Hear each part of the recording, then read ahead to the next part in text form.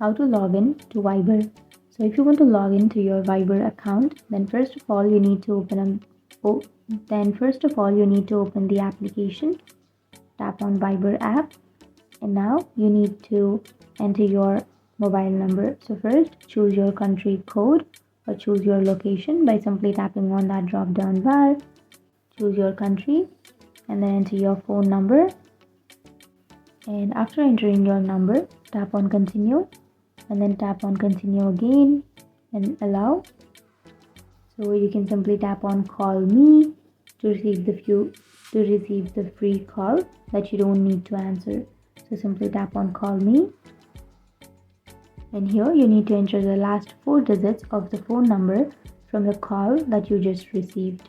So simply wait and you will receive a call from Viber. But if you have not received the call, you can again tap on call me again, and then you will receive the call now. But if you again didn't receive it, then you can simply tap on wrong number, and here you need to verify your number. So simply make sure that you have entered the correct number.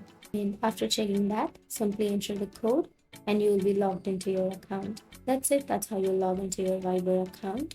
And if you have any questions, feel free to comment below. Thanks for watching.